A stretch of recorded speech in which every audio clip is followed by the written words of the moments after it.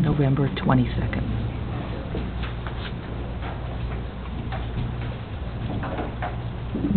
Next order of business is citizens' time.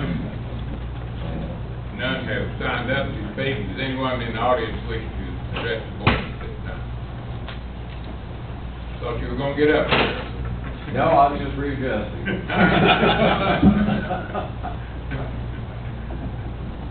Seeing none, we'll move on. Again, I thank everyone for being here. Next item is the minutes of the previous meeting. First minutes to consider are those of October the 11th, 2011. Chairman, I move we approve minutes for October the 11th, 2011. Been moved and seconded. Now, any additions or corrections? Yes, Mr. Chairman, on the packet on page 5, the very last two lines on that page, it's actually page 2 of the minutes, where it says that Supervisor Hausman suggested that Mr. Thomas request that the magistrate issue an emergency custody order. After Mr. Thomas, in between, Mr. Thomas' request, I like to insert the word could. I didn't suggest that he do that. I just suggested that as one possible course of action because we were trying to help him brainstorm a little bit. So I like for it to read Supervisor Hausman suggested that Mr. Thomas could request that the magistrate issue an emergency. Thank you, Gary. Is that okay with the person who made the motion? Yes. And the person who seconded? Thank you. Any more corrections or additions? Then we'll vote on the motion as amended. All those in favor signify by saying aye. Aye. Opposed, no. Okay, the minutes of October the 25th, 2011. Move for the adoption. Been moved and seconded. Any additions or corrections?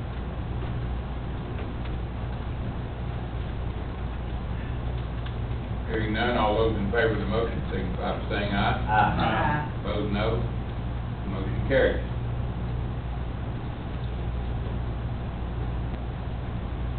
Moving right along to the payment of invoices. Chairman, move to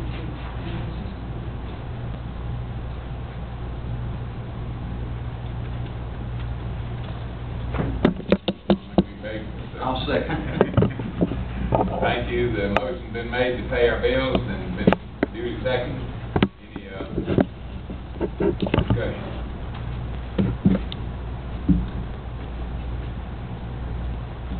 Just got a question.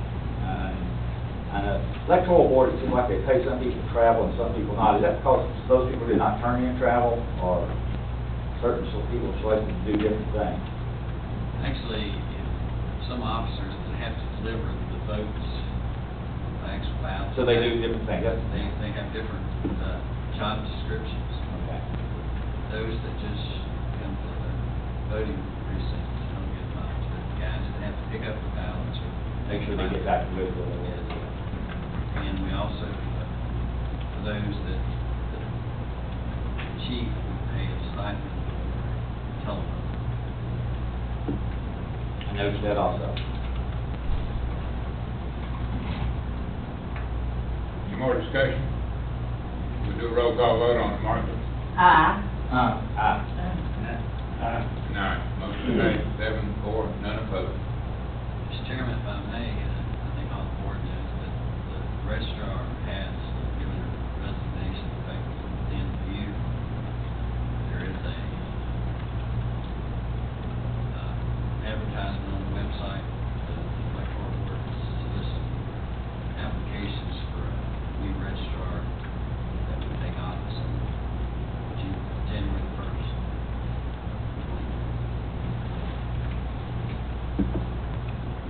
She's done an excellent job. Okay, I would ask that if it's in order that we prepare a resolution in appreciation of her service and present to her. Board would concur. Yes.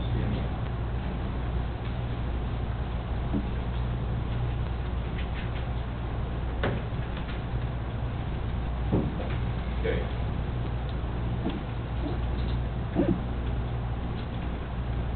Unfinished business. First item is West County Recreation, Gary Cody. President accounted for. Good morning. Good morning. I was asked to put a report together, Mr. McRoberts district area for before and after school program. Me and Building Inspections, we actually went down and checked out the Patterson Community Center and also the Barron Springs Fire Department. I'm not sure, did they get this report? They do, yeah. Okay, you do have that report. On the Patterson Community Center, in order to get it up to standard to provide child care in that facility, the heating system would need to be upgraded. It's wood-fired heat now. The restrooms would have to comply with ADA. You can see that's around $15,000 to $20,000. The heating system would be around $10,000 or $15,000. And then you'll have to add an ADA, at least one parking spot, and look at the entrance to that building, which would approximately be $5,000 to $10,000. Total estimate would be around $30,000 to $45,000.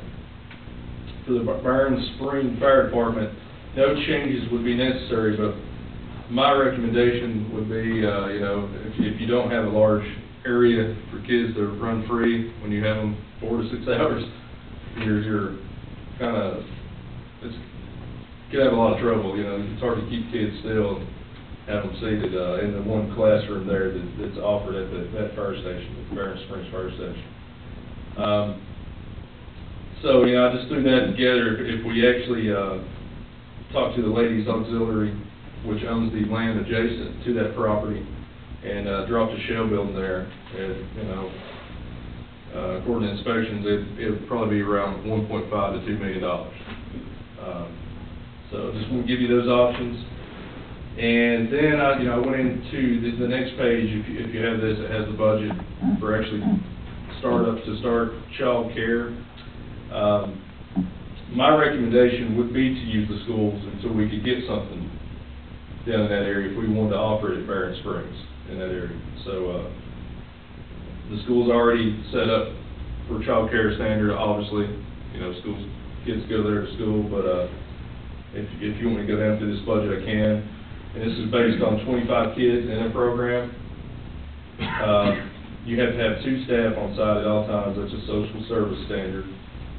Staff hours would be approximately, I put 2 hours, 6 to 8 a.m., but some of the child cares don't open up till 6:30 to 8 a.m., so you can do an hour and a half there. And 4 hours in the evening from 2:30 to 6:30. Director has to be 21 and older. Usually pay them a little better than the aide, the person that would help them. That's at $9 an hour for 6 hours. Approximately 180 days in the school year would be $9,720. The aide, pay them minimum wage at for the whole year it'd be $7,830. Each staff would need about 20 hours of training. That's a standard before you get started. So we send them through some of the training would include, would be the CPR basic first aid training. That would be in kind through Wood County Rescue Squad. I'd spoken with Beth there. There's also a PMAT certification, which is to administer emergency medical treatment. That's provided through Carroll County Social Services, so I'd have to set that up, and that'd be around $100 for 4 staff. And then there's a 2-hour, it's free, that we have to basically get with Department of Virginia Social Services and do a 2-hour training there. And to start up, you actually figure out $245 per child at 25 children. And there's a lady that she owns a couple daycares up in Christiansburg and has a consulting firm to open up child care facilities. And I actually spoke to her on these figures. And then you need to really budget another $3,000 for replenishing things as we go.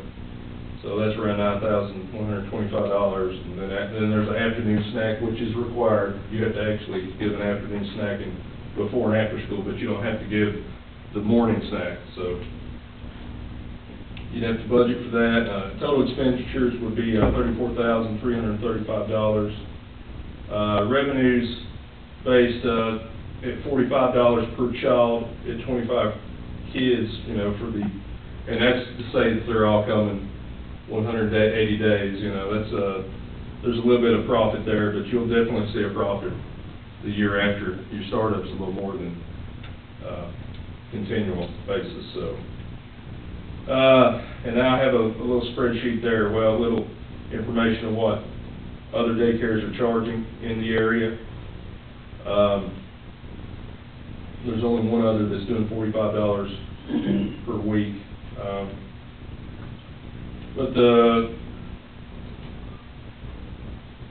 Going down through here, basically, what I would like to do, if we want to provide child care, I would like to do a needs assessment in that area to make sure that we have 25 committed parents or kids into the program before we start it. I believe that'd be a good number to justify there being a little profit in the end, so it won't cost taxpayers any money. So that's pretty much what I have here. But like I said, my recommendation would be to offer it at Jackson School first. I talked to Mr. Westpool and the principal there, and they were supportive of offering after school. They felt like there was a need in that area. So from there, anyone have any questions? Comments? What are your thoughts on it, Coy? Yes, sir. I don't think that they would really need no $1.5 million treatment down there. You know, they're people willing to crawl before they walk. Any way that these ladies auxiliary of that fire department could apply for a grant for a building, being they'll be the one that owns the property, and they'll be the ones that keeps it up. That would be a possibility. I think there's always that possibility. Matter of fact, that if they're properly organized, you see, there's some opportunities out there that probably we don't even have through RD and foundations and things. And I agree with that, but even under that scenario, Coy, it's going to be a while before we can get to it. So I think what Mr. Cody has proposed is a logical way to get a program up running by, February or so, because there's some training and some other items that's got to take place. But that process that you're talking about would have to start at the same time to see where we could get some. Well, we have a Gina there to grant, right? Be good for her to work her in on it. She's got to do anything. Well, them people do need something down there, and it might benefit us all in the long run. Well, it's like you say, we can start working on that process, but we got to sort of crawl before we can walk or run. So I think at this point, the only real alternative is to follow Mr. Cody's direction or request or recommendation is that we do that evaluation, see how many people sign up, if we can get enough people to sign up to make it, and give them an idea of when we can start the program, because we've got this training to go through, and get that scheduled, and then work all those details out with the principal and school system to make sure it happens. So I think I have a question, and I'll ask it to Coy about that. Were you originally talking about the morning daycare program? Or a more afternoon after school program? I was more after school. Yeah. I wonder, I don't know if we need that component right now. The morning daycare program, having the school open at 6 o'clock for children. I don't think that was our proposal here. Well, it was. It is, it's in here. Starting at 6 o'clock. That wasn't the original, but a lot of times parents will want to pay that before and after school fee, and it's one fee at a child care So they're not gonna, say, pay the $45 of the childcare, and then come here, I guess, come to our program and do the afternoon. So it's, you almost have to offer the morning if you're offering the evening. Or could you not do your survey, giving them an option just on that? And give them that option, oh, yeah. Yeah, I'd like to see how many people need that service. Okay. Because I think, my opinion was, and I don't want to put words in his mouth, the quote was originally talking about a more after-school type program when he originally brought it up. So that's what I was thinking. Well, I think if the people in that area had some kind of a building that they could go to, then you'd probably have more recreation, you'd also have more senior citizens. Oh, I agree, I mean, if we build that, it was. Senior citizens mentioned see you later. Right. Well, that was my, I mean, this is good, but I didn't realize we were looking at just an after-school program. I thought we were, going to evaluate, that lower end, down around Barron Springs for recreation opportunities for, for kids, for, seniors and, Well, I guess I understood the way Coy made the motion was to try to initiate something with an after-school program, long-term, but build. And that, I hate to say that we're doing it that way, but we were hoping, this is the hope, or at least the stance of it, is that we would, once we evaluate this western end, get this after-school thing going down to the Coys and the western end through Jackson, and maybe we mimic it through Sheffy and Max Meadows also after one of them selling run, that we know the pitfalls. But we've got to get this western end thing out and then mimic it for the eastern end. I think that was the logical step of what we've been doing over time. But, if we're looking for ball fields, buildings, I think we've looked at all the buildings that are really available then. They took a tour of the whole eastern counties, the way I understood it. Mm-hmm. Mr. Carpenter got us in someplace, the fire department got us in others. But if we're evaluating building locations, that, we're talking about a lot more deep engineering type studies, just an after-school program. Well, I think Boyd made a good statement. He said we think we've got to crawl before we start walking and running. So I think you want something immediate as much as soon as possible. Is that correct? Yeah, I do, I would like to see something going on that end. Anyway, it seems like to me they waited long enough, let's do something for them. I agree, I mean, we can offer some programs, I don't know if we can possibly use the school for that area, for some programs to get started, but I believe if there is a community center built in that area, beside the fire station or something, we could definitely keep it filled with different things, but, that just takes some time. I was looking at some immediate results and then, look at the future too, so. And I guess that's what I took from it, or you was wanting something as soon as possible that down here. To help. Yeah, anything to help the kids in that area. Gary and I, we also attended a senior citizen meeting in Austinville. They had 40 people there. And most senior citizens probably have 15.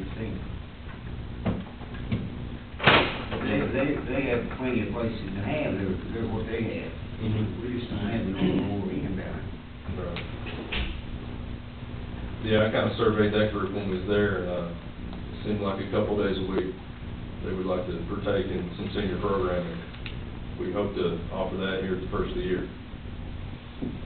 Well, it appears to me like Ladies and Jury owns the land, and they probably have to be the one that goes for the grant with our support.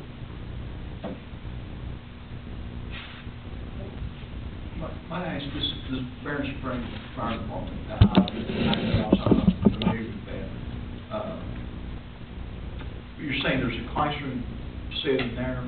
Yeah, there's one classroom setting. All right, and so that's not, I know it's not usable or not appropriate for, for kids, especially after school, because you gotta let them run and yell, or that's what my grandchildren do. But is this a place that, for senior citizen activity? Yeah, that's a possibility. I mean, We could offer something there. well, I mean, if it's because, you know, a lot of times older folks, I mean, like us, you know, we don't need to go outside and you know, and Right. jump, but, you know, as far as like, you know, bridge or spades or rook or, sequence or anything like that, if that's a possibility, then, you know, the childcare thing could help out with the, you know, with the younger kids, and then if we've got something in the Barron Springs area, you know, a facility for, you know, for senior citizens, that, you know, Yeah, I think Mr. Cody should go ahead with what he had planned, and, let's work on, getting in some kind of a bill, somewhere or another. I don't think the county can afford that $2 million.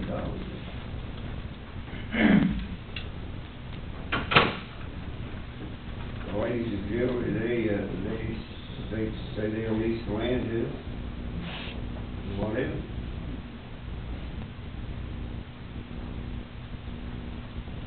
Something that would appeal to senior citizens might be able to be worked through District 3. They might be able to assist in that. Yeah, we actually met with them, Bucky, I guess Gary and I really need to sit down and talk to you. We need a little pressure from your end, or whoever's on the District 3 board. They weren't as receptive to those ideas as we felt they should be. yeah, the transportation piece, seems like most of the routes, they drop back to Withville, and they don't want to add any extra routes, but I'm trying to work with them. They want to see some maps of some different areas I've already kind of mapped out. The Rural Retreat area, mapped out the Ivanhoe area. We're working on the Max Meadows, but I'm gonna look at all of them, develop maps with our, Brandon that comes in GIS, once a week, and, I've sent them a few of those, and I actually haven't had no response yet, but, we're trying to work out the transportational deals, so. The biggest issue they have is they have these designated routes. To make a program work out in the county, those routes have to be a little more flexible. Just come and stop at 7:30 at Coy Store and 8 o'clock at Porter's Crosser. A lot of these people just need to be picked up, and we should be able to, it's sort of like town, have a call. We're in this area this day, and let's make a route to support those people. And it seems to me, maybe Gary, that we're so fixated on, this is my route, and this is my times, that we can't get beyond picking everybody up and making it a more user-friendly routing system. I think that's something that, whoever the board representative District 3 can really push. I mean, I don't mind, if we do anything this year, I don't mind contacting them and trying to let them know what we need, want. Our office was actually, that we understood there would be increased costs to, but I don't think I realized. I'm sure Gary did. They really didn't want to talk about those issues too much, and maybe we didn't get across clear that, you know, we knew that our budget to them would have to go up some to make this happen. Yeah, there's a match option of, basically the hours they would have in gas for staff and gas for the vehicle, and they want to see some kind of match. They provided that service to us, more of a county rural setting, and you know, pick locations where they would drop, Right. rather than come back to Woodville and accommodate the senior program here in Woodville. And you mentioned 40 people. I believe that's what you said at Austinville for. Yeah. That's, I think 40 people would be significant to District 3, because they provide a lot of services for a lot fewer people than that. Well, I probably have a number of probably around 100, Okay. incorporating Rural Retreat, Okay. Austinville, Ivanhoe, those areas that's already meeting, you know, once a month, and we'd like to, you know, develop a 2-day a month 2-day-a-week, program, at least to get it started, and, you know, if it becomes a 5-day-a-week sometime in the future, you know, that'd be great too. Well, I think District 3 needs to realize that Bibb County has an older population, and they're not centered in Whittle. They're all over the county. Yeah, you're right, and you know, most of them people are proud of their age. H2-3 come on and told us they was up in the 90s. Yeah. I wanna be that proud someday. With cane in hand. Well, let's, what do we need to do right now?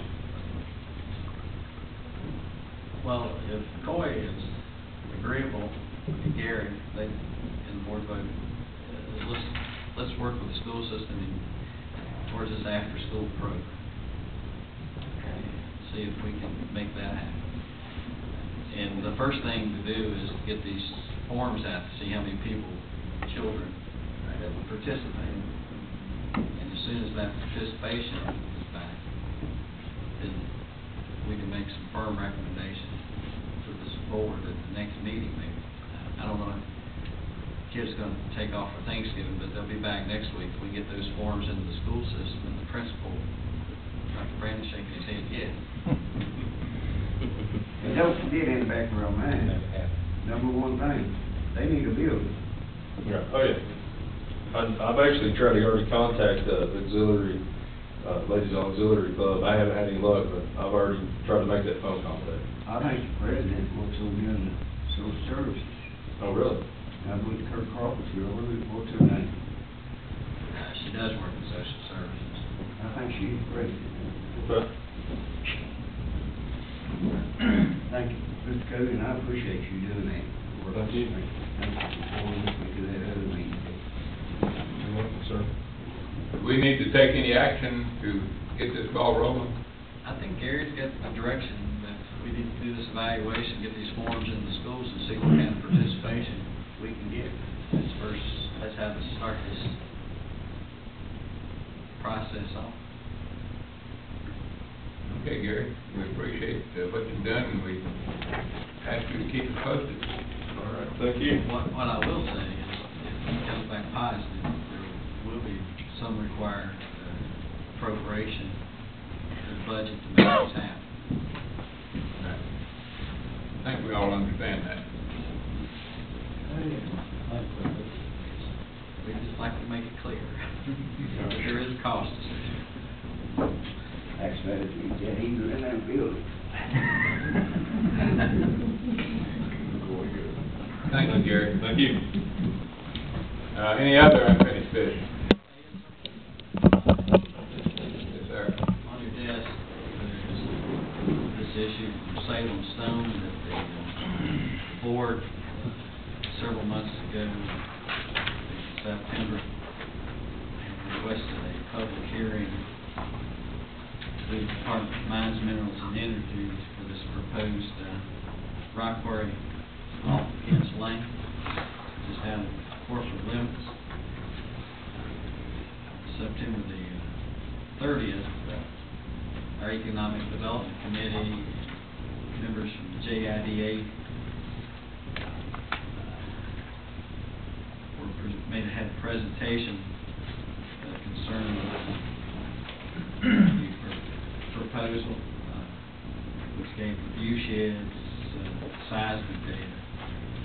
My understanding, I did not get to attend that meeting, but my understanding that IDA, that they don't feel that there's an impact of the industrial park at this point. There are two things that I talked to Salem Stone about this morning that are potential problems. The property was subdivided and has internal dedicated roadways quite a few years that they will have to address somehow to get rid of those, move forward, vacate that right of way. However, they don't own all the property that was platted, so they will have to get the property owners that bought some of that property to agree to it also. And I've conveyed that to Salem Stone. And the other issue, I guess, it's not quite resolved yet, is the entrance on Campus Lane and how it affects the industrial traffic into the park.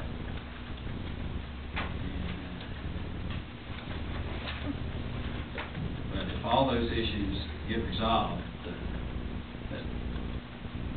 they upgrade that entrance where there's proper sight distance and doesn't affect the traffic in and out of the park, I don't see that there's a big issue for us to require the public hearing. But those two issues do need to be resolved.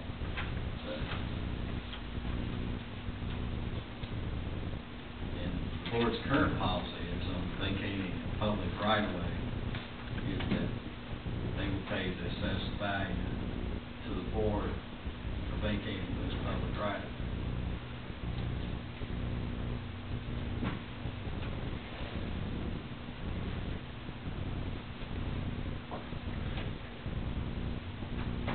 The entrance will be on the south side of the creek. Yes. Concerns I have, we have, staff, is that you've got that curve there. It's very limited sight distance now. Actually, it's a double curve. It's not a very big road either. And, all that needs to be, and if you go across in a typical quarry, the road's always muddy, dirty, et cetera, et cetera. So we just want all those issues worked out prior to,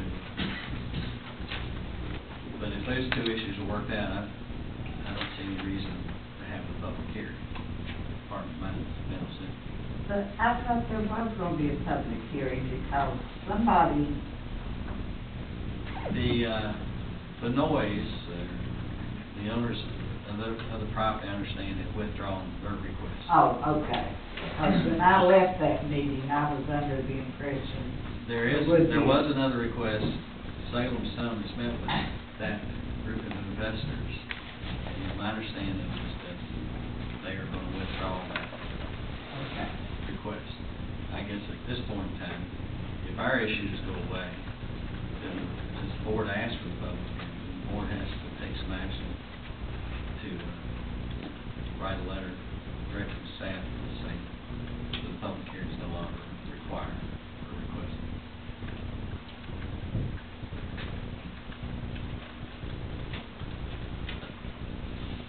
Any more questions? Well, at that meeting, I think,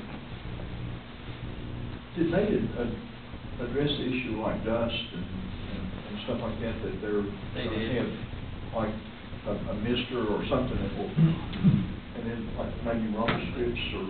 It is a permitted air pollution permit that they have a means of dust control. When you when you're crushing it, you do, my understanding, that there is a mist or water spray put in there to control that dust as you're crushing.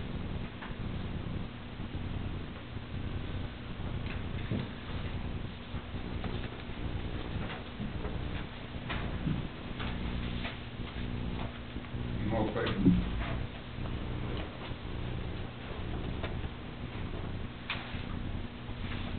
Looks like you want to say something. Well, since the September motion said ask for the public hearing, I guess it's either continue on and tell DME to have it, or withdraw that request if those two issues are addressed. Well, I think we would like to withdraw personally if the two issues are addressed, but we can't, I don't want to withdraw until they are addressed. So a motion could be made that we would withdraw if A and D are satisfied. Yes. Well, I would so move. And moved and seconded, any more discussion on it?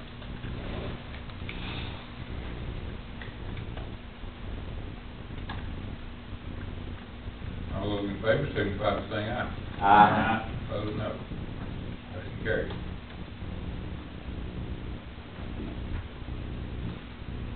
Any Any other unfinished business? Okay. Then move on down to reports. First being the constitutional officers report. First being Treasurer. Welcome, Sam. Good morning, how's everybody doing? Warm? Yes. Warm.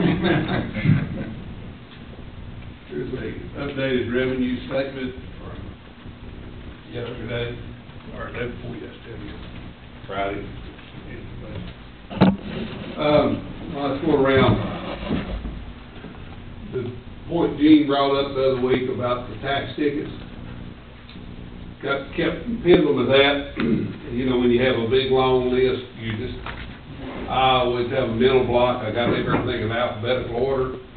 Well, David and I got to playing with it.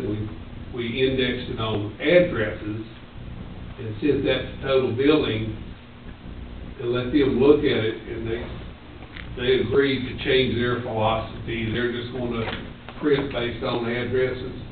Like one family on there, there was 10 addresses at one location, and we were sending 8 tax tickets to it. But back when we used to stuff by hand, we would have put them all in one envelope.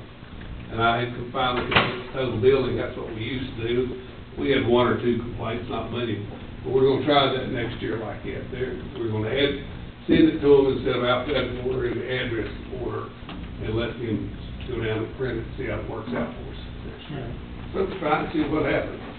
Hopefully it'll work. We make it shot, but if we do, I don't blame you. You got to try something every now and then. It works. If it doesn't, we'll back up and do something else. That's right. Sam, if you're doing it by address, if there's 3 different people living in that address, will it all go in the same envelope? That's what we used to do when we hand stuff.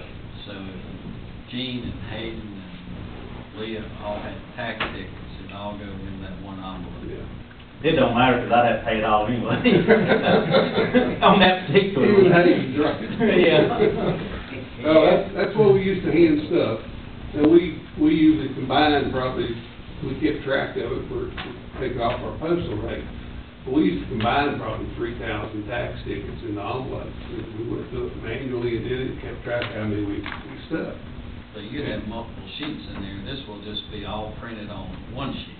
No, there'll be multiple sheets. Okay, so they can stuff in multiple sheets. Yeah, they're stuff multiple. Well, you know, like when we go for his son, he gets a big brown thick vanilla envelope for his stuff, because he's got it all laid out. All the names are the same and all that stuff when he did it. Everybody else has Tom and Dick and Jane all mixed up, so. Yeah, we're just trying it this way. We'll just see what happens. You know, hopefully it'll work good for us. If not, if we catch a lot of grief, we have to go back, but we'll see. On our consolidated account report, we got $49,528,000 in our consolidated accounts. On our general fund, we're sitting at $24,636,000. And then on the new revenue statement, I sent around at the top of our collections on our taxes that we mail out were $5.4 million, about 36% of our collected, of our budget for it. And taxes start rolling in yesterday. We had over $2.2 million in checks just yesterday. So we're starting to get some big money in. So hopefully it'll all come in like it normally does. Well, I don't have 2.2, but I've got my check in the truck. We'll add it in with it. It was a pretty healthy stack of checks we had this morning, it's a good thing, so. That's all I really got. If anybody got any questions? Short and sweet. Any questions? Are you gonna be open Friday? Is that a big day after Thanksgiving, or are you? No, we're closed that day. Okay, so. That's what we did several years ago. The offices used to be closed on Election Day, and we changed it. We'll keep open on Election Day and give the staff the day after Thanksgiving. I don't have a problem with that. I just want to know I was thinking, when's your big rush day? That's what I was coming to. I was thinking, you have a Black Friday or a Hard Monday? Usually it's on the 4th. Like the day right Next to the last day, everybody wants to get in there before the deadline. Mm-hmm. And usually the 4th is our Black Friday. Okay, that's what I was coming to. And then after Thanksgiving, that 4-day weekend, we get trays of mail in, that's the biggest mail day, is when it comes in, we just tons of mail that day. Then so it starts backing up a little bit. Thank y'all. Thank you. Sheriff, you have anything? As usual, Mr. Chairman, I have some items.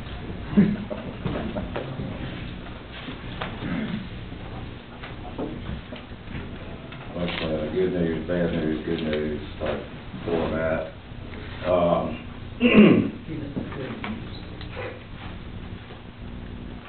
As any of you, Maggie, Coy, Joe, anybody that travels in and out of the exit 80, exit 77, exit 84 areas, know we're having a terrible problem with professional vagrants down there. Now, these are people that are making a living from panhandling.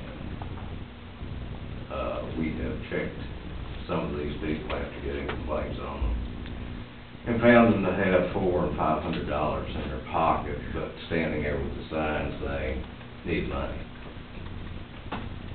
What they're needing, money beyond that.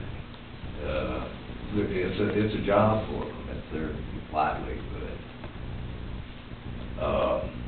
It is a problem for us. We do move them on, but we do need a little bit of teeth in what we can do.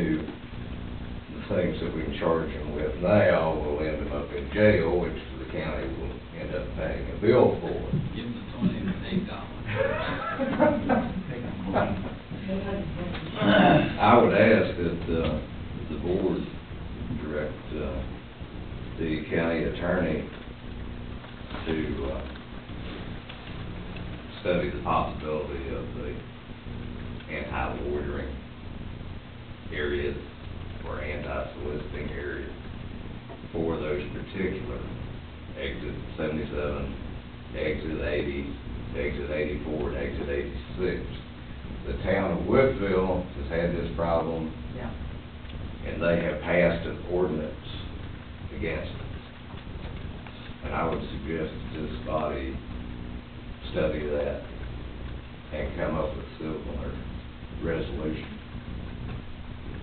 to where we can move these people along and write them a ticket if we find them doing it again, rather than having to take them to jail on more serious charges.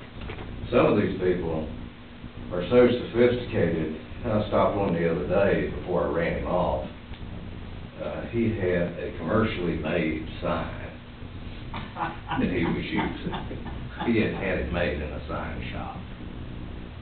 Well, if he's desperate and needs to get money, I don't think he's going to be showing up in our county with a commercially made sign that he's going to get out of his car with.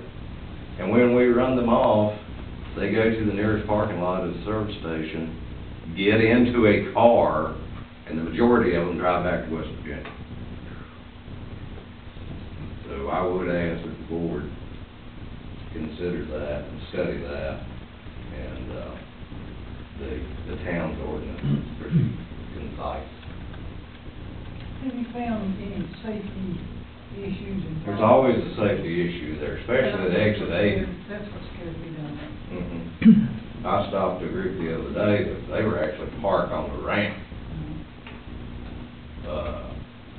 And I had some very warm words to impart to them. But they left.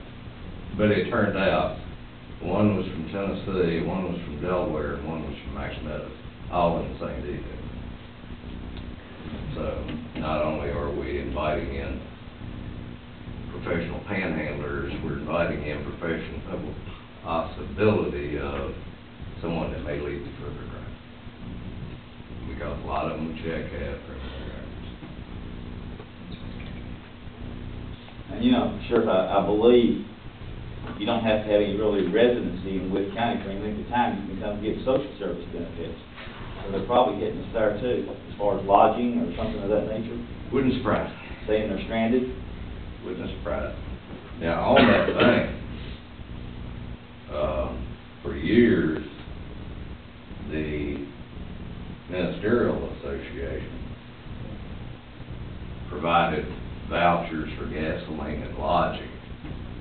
for people who were truly in need. And this does happen. I'm not saying every person out there is a professional bum.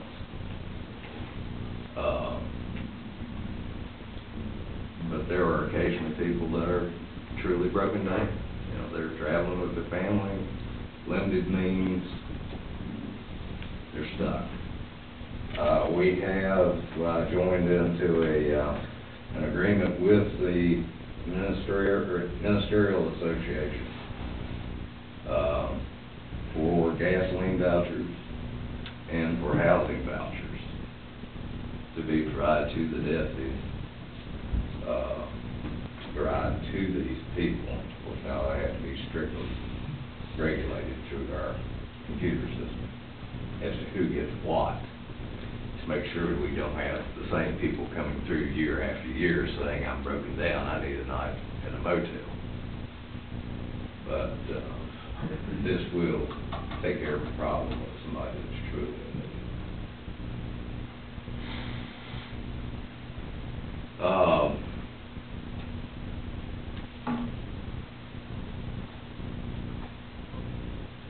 I told you the last time I was before you that we were going to be having the improvised explosive device school out on Peppersbury Road at the industrial park property. I trust there were no problems with the cleanup afterwards. No, it's cleaned up, just the weather. Okay. Did anybody have any complaints? The distance was such that we didn't feel like it was going to be such a problem. My wife's not too happy with what I've done with some of the pictures, saying that was her trying to parallel park. After they blew up the car, but I might not get any turkey for Thanksgiving. We have lost 2 cars in the last 30 days. One fairly new that we lost to a rather large Angus cow on Route 52, and it totaled the vehicle. We also lost another one on the 11th, I believe it was, during that clipper that left all the ridges slick. We had a lady from Wise County who was traveling to Charlottesville that hit the brakes on the bridge between exit 81 and exit 84 as we were working an accident on the north end of the bridge. We were off the bridge, mind you, but there were two sheriff's office vehicles there working accidents where people had slid off the road. One was on its top. This lady comes down the bridge, hits her brakes, loses control, runs over my patrol car, and then crashes into the car that started the deputy to be there to begin with. So that's 2 cars that we're going to be shopping for, because the ones that we had previously bought that we were hoping to be able to carry into Sperry territory, I'm afraid that hasn't worked out. Berglund Chevrolet in Roanoke is pursuing the state bid right at this moment for the new Chevrolet. Everything that we have gotten from a technical standpoint and from a performance standpoint has shown that the new Chevrolet Classic, Caprice Classic, that Chevrolet has developed with rear-wheel drive and is catering strictly to the police business, appears to be the superior vehicle, and the price is quite reasonable. I'll be able to get back to y'all on that at a later date. They have offered to send one of the vehicles down to us for evaluation. These vehicles have already been heavily evaluated by the Michigan Highway Patrol, who have issued the reports on it, and their report clearly indicates that the Chevrolet Caprice is a superior vehicle.